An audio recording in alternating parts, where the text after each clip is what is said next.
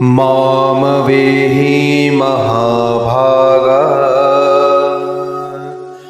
कृष्णं कृत्या वेदाम्बरा पुरा स्थितोऽस्मि त्वभक्त्या पूर्णास्सन्तु मनोरथः।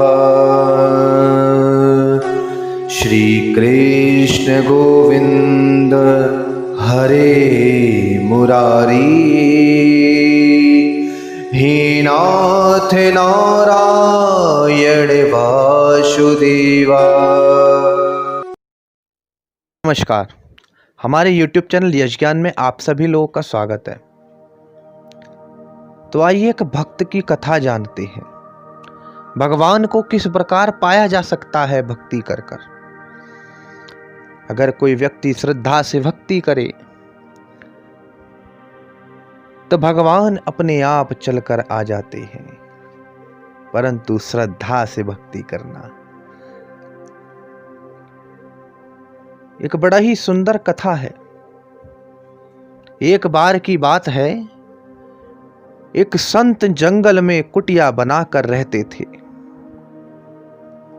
और भगवान श्री कृष्ण का भजन करते थे, परंतु संत को यकीन था कि एक ना एक दिन मेरे प्रभु श्री कृष्ण मुझे साक्षात दर्शन देंगे। यकीन था,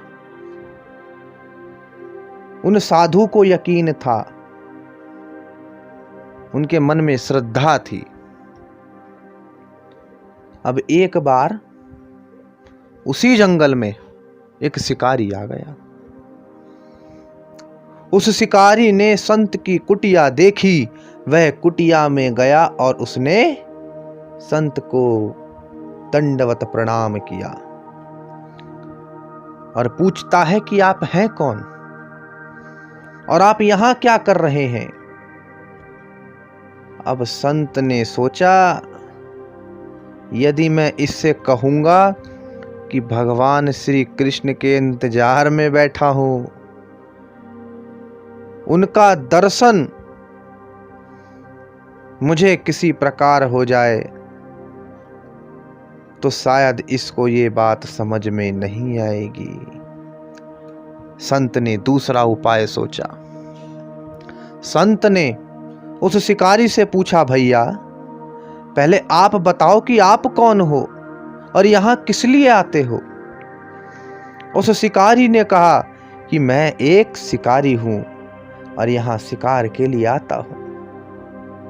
संत ने तुरंत उसकी भाषा में कहा, मैं भी एक शिकारी हूं और अपने शिकार के लिए यहां आया हूं।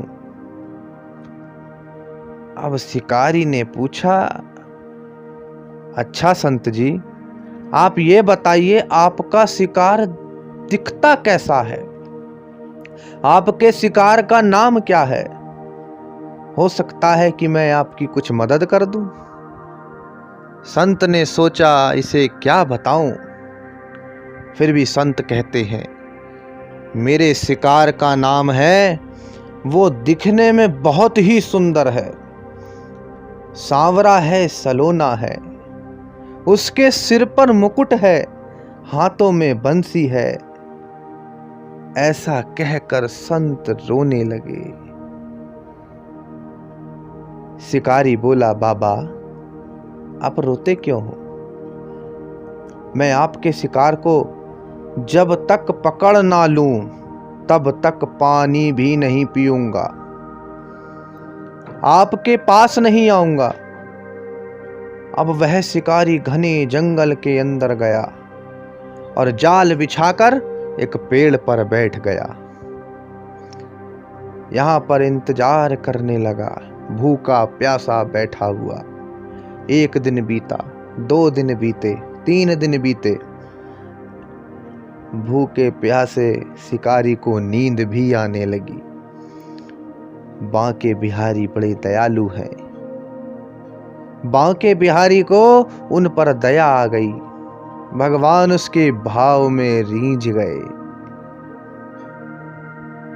भगवान मंद मंद स्वर से बांसुरी बजाते आए और उस जाल में खुद ही फंस गए, अपने आप ही उस जाल में फंस गए।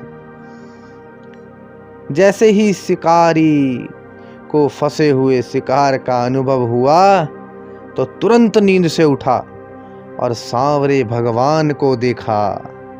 जैसा संत ने बताया था उनका रूप हूबहू वैसा ही था।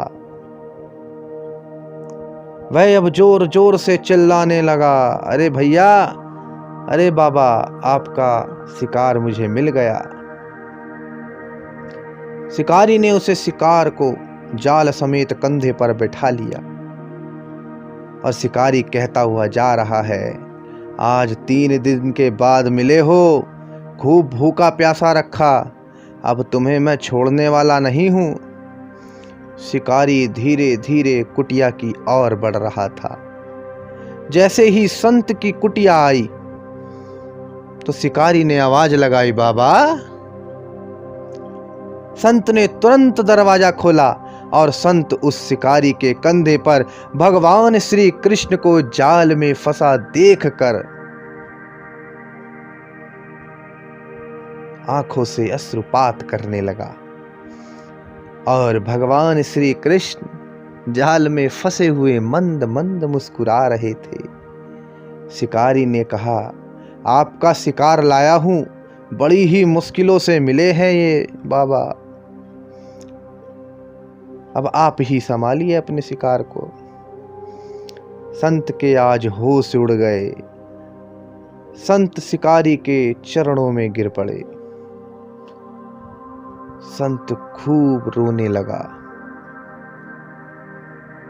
संत बोले, मैंने आज तक आपको पाने के लिए अनेक प्रयास किए प्रभु, लेकिन आज आप मुझे इस शिकारी के कारण मिल गए।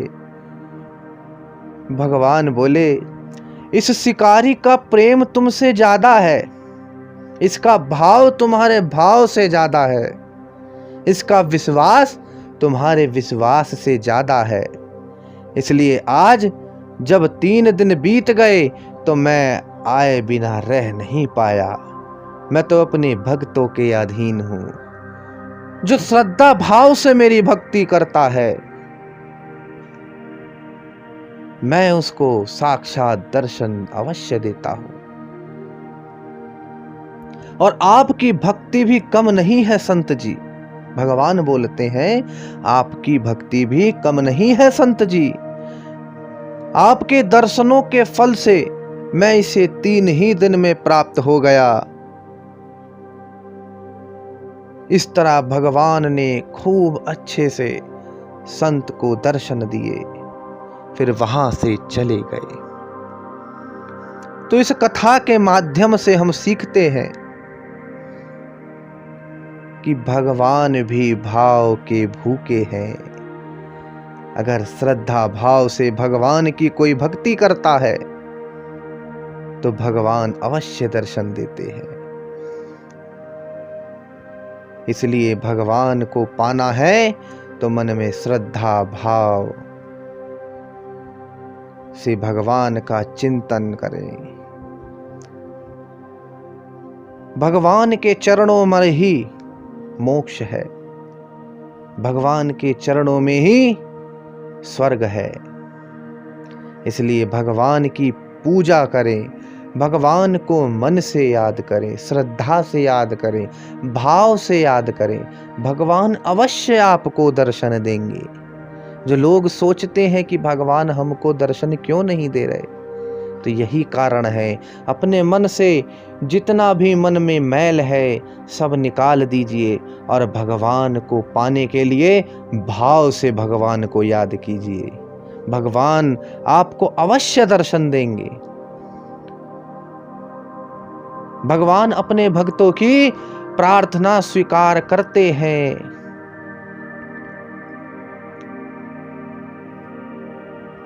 तो आज मैं अपनी वाणी को यहीं विराम देता हूं। वीडियो पसंद आए तो लाइक, सब्सक्राइब एंड शेयर कीजिएगा। धन्यवाद।